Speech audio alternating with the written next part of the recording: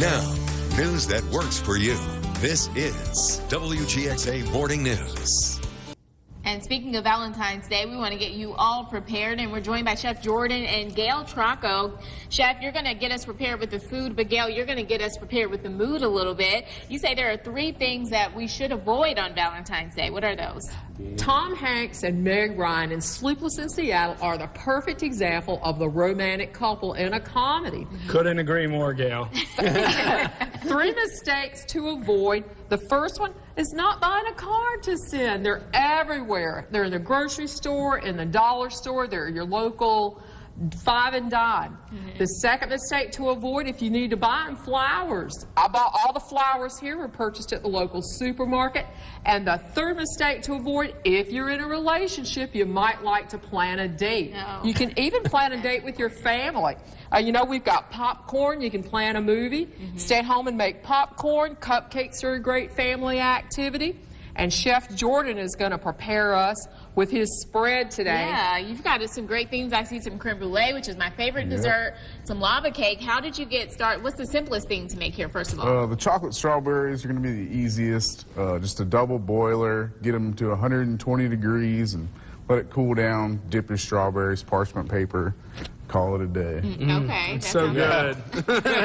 Some sprinkles, then chocolate lava cake. Dust everything in confectionate sugar. It'll look fancy. No, dusting my pizza in Confederate sugar. It's gonna look fancy. Steven and I already split the first molten lava cake after the ABC show. Yeah. Delicious. It was really good. Absolutely amazing.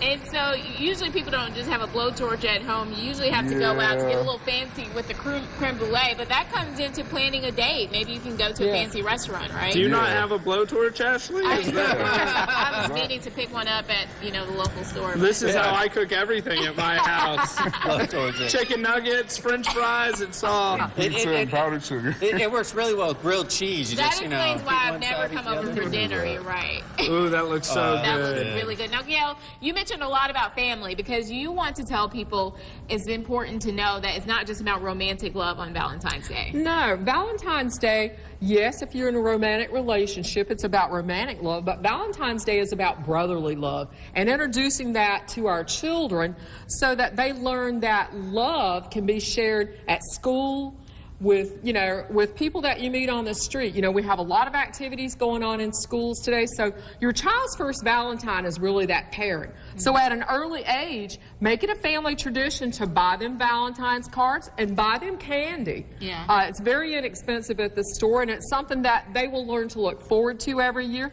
I still buy all 3 of my sons something for Valentine's Day And every they should year. make sure to pack an extra one because Rick has a horror story when he was left out on Valentine's Well, I do Day. want to point out did you say, Gail, you still buy everyone, your family, cards every year? I do. Mom? Come on. My horror story, we talked about this. Ashley loves bringing it up because it kills me a little inside every time.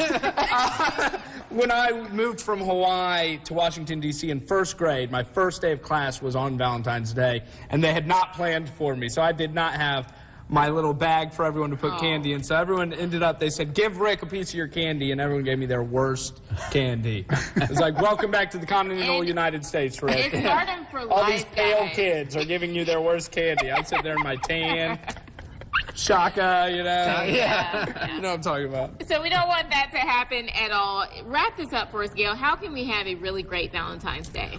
Planning. What is appropriate for your family? I'm gonna have a good one. Your budget. What can you do? Candles are a great mood lifter. Valentine's Day is a great mood if you're feeling a little bit blue from the winter months, you've had a loss in your life, you've lost a loved one. It could be a very sad day.